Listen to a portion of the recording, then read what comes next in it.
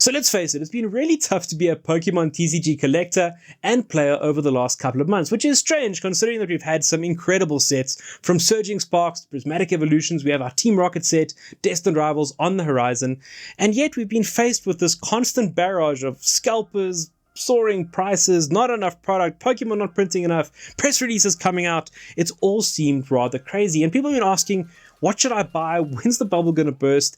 And maybe now is the time to be looking at our latest set before Destined Rivals comes out on the horizon in Journey Together. So let's crack open some Journey Together.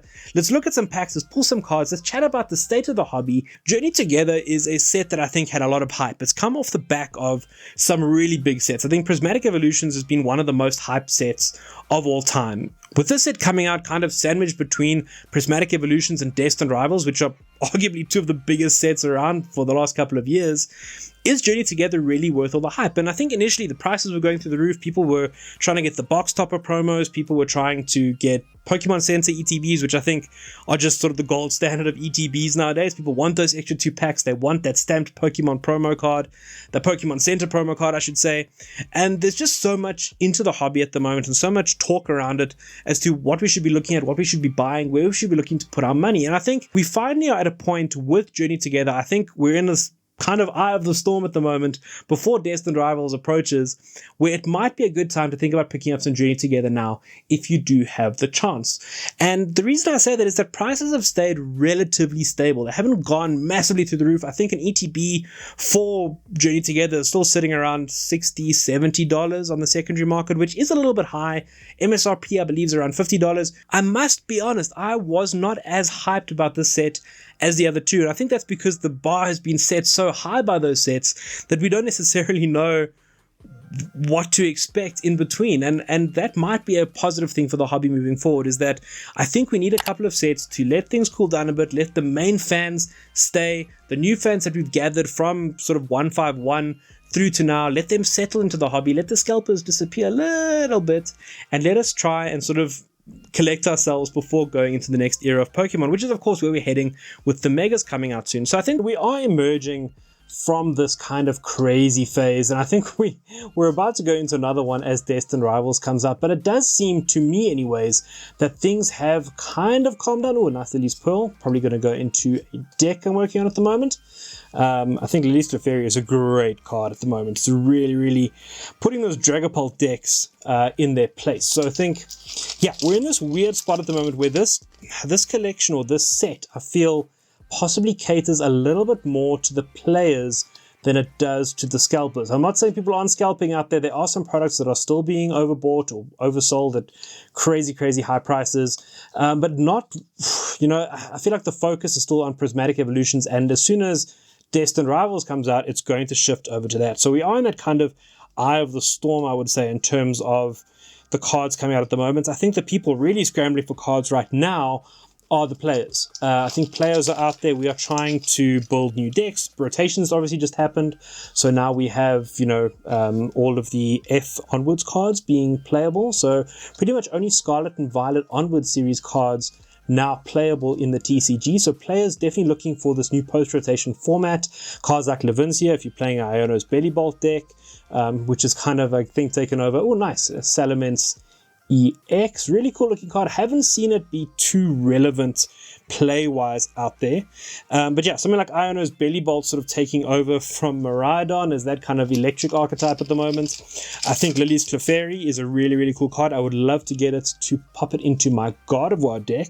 As many of you guys know, I am a God of War player predominantly, or I have been for the last while. I was really into Chen Pao back when Chen Pao was a thing for a very short period of time, and then hopped over to God of War and absolutely loved playing that archetype and looking for a way to make it work now in the new meta. And God of War just won over in the States at one of the latest regionals. I saw Henry Chow piloting a God of War deck to a win there. So God of War still relevant, which is cool to see. God of War still working, but you do need that Lily's Clefairy to negate those Dragapults. Lily's Clefairy, of course, got that ability where you can actually make all Dragon-type Pokemon weak to Psychic. So, yeah, Dragapult, one of the best decks in the format. There's an awesome Dragapult EX League Battle deck coming out later this month.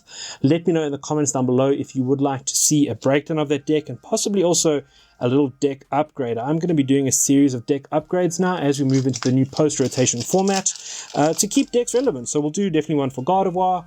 We will do one for the Charizard EX battle deck. Let me know if you want to see that. Definitely really keen to pop a few of those out there, get some new players involved. Lots of new players in the hobby, and I've been playing at League and at Cups and stuff. I've noticed lots of players coming for the first time, and very exciting in South Africa. We of course have our special event coming up. Hey, an Iono's Bellybolt EX. Just talking about Iono's Bellybolt being kind of the new electric archetype.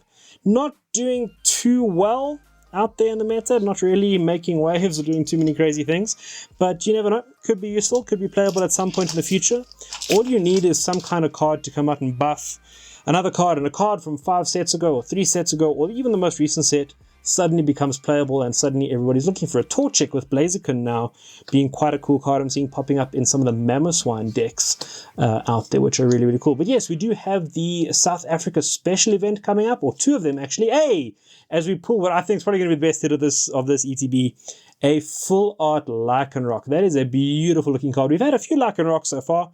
A nice ability, Spike Clad there. You put a spiky energy on there. I think it's called Spike Energy on there as well. And suddenly people are going to be doing a lot of damage to themselves when they are attacking into your Lycanroc. So we have a Joburg special event, one happening up here in Gauteng, which I believe is first. It's going to be just before Comic-Con Cape Town. So anybody who is going to go to Comic-Con Cape Town, I will be there. So don't be shy to come and say, how's it at the con? I'll be doing a couple of voice acting panels, a couple of other panels where we will be getting people from the crowd to come up and try out their skills at voice acting, with a few special guests as well. So do swing by if you see me at Comic-Con Cape Town as we pull into a Hops double. Very, very playable card. I see a Hops deck kind of out there. Initially, I saw people playing around with it a lot more, not seeing it as much anymore. As we go into our last pack of the ETB, before we open a few extra packs just to chat a little bit more about where we are in the world of Pokemon.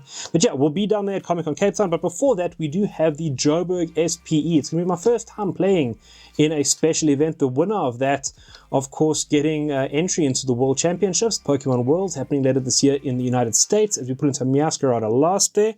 The winner of that getting their entry into the United States, it's the World Championships, representing South Africa over there, and also getting all of their flights and accommodation, everything paid for by our friends over at Solarpop. So all to play for. Plus, I would imagine some really good prizing in terms of these playmats and booster boxes and all kinds of other nonsense. Who knows? I don't know what the prizing is, but all kinds of good stuff to play for. As we just opened up 9 packs, I have cut the tops off them already.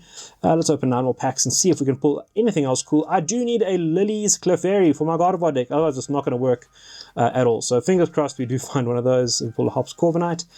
So yeah, a lot of people that I know are playing a nice Inzarua, the reverse holo, and there it is, a Lily's Clefairy EX with a Fairy Zone ability, making her a really, really useful attacker. Pair her with a Lily's Pearl and suddenly she becomes a 1-prize attacker, which is just all around awesome. So very, very, very happy with that pull. I was going to have to trade for it otherwise, or try to get bans on it before that SPE. A lot of players who are playing in the Joburg one also going to be heading down to Durban for the other one. Not at Cape Town this year. The second one is going to be down in Durban. So if you want to check out those details, do check out Unplug Yourself South Africa. Go Google them. You can check them out. I'll leave a link to Unplug Yourself in the comments, or not in the comments, in the caption down below. Go check it out. Go check out the SPE details. It is open to anybody. You don't have to have a ranking. You don't have to do anything. All you have to do is have a playable legal deck alongside form with your Pokemon trainer ID and all that good stuff. You can go ahead and register on the Pokemon website, and you can come to an SPE and play and possibly win yourself a spot at Worlds, paid for and taken care of, which would be absolutely incredible. It is the pinnacle, really, for any Pokemon player to go to Worlds. I mean, we have the International Championships. My dream one day is to go to International Championship, as we pull a Paldean Clodsire EX. Very, very nice. The EXs are coming. I feel like the hits in Journey Together are a bit more frequent than Prismatic Evolutions, which has been quite the set. And I think more Prismatic products coming, and as those Prismatic products come, we're going to see the scalpers really coming back into their own. Hopefully not doing too well. Let's try and keep them at bay. And the best way is just not to buy at scalper prices, guys. If you can avoid buying at scalper prices, the scalpers will disappear. I think we've a full art Noibat. Very, very nice. I think we've started to see that perhaps with this set for a start. And, you know, hopefully as we see a couple sets that are more player-based, we do see the scalpers shy away from those products. And then hopefully we can get the scalping down, the prices down, and get things back on track. But I mean, ultimately, Pokemon, I feel like, are doing their best. We are at a very strange phase in the hobby. I think I saw a statistic the other day, it was crazy. In 2024, Pokemon sold something like 1/5 of all the Pokemon cards they've sold in their entire career, which is insane when you think about how long the TCG has been around, how long it's been popular for, and now to have that kind of statistic, I would need some double checking on that. Hey, as we put a nice full art Brock's Scouting. Also a useful card with Badoo in the format at the moment. Badoo doing a lot of things. Item locking you, Brock Scouting is a nice way to at least get some evolution Pokemon or some basic Pokemon to fill up your bench into play without needing to use any item cards, because a lot of decks, including Gardevoir, including Dragapult, I think some Charizard decks as well even, using that Badoo to just slow the game down and get themselves set up while they try and stop you from using any item cards. So very, very cool card to get there. We got 2 Brocks actually there. We got a normal one in that pack and a full art. As we pull an Ends Reshiram, really cool attack. That Virtuous Flame for 170 looks expensive, but of course Ends Zoroark EX allows you to copy any of your Ends Pokemon attacks. So a nice little useful attack if you are playing with Ends Zoroark. And Ends Zoroark would be really nice to pull as well, because I could use that in my Gardevoir deck. It kind of replaces the Curlier that's just rotated. It replaces that ability with its trade ability to discard a card from your hand. Another Brock Scouting there, really, really nice.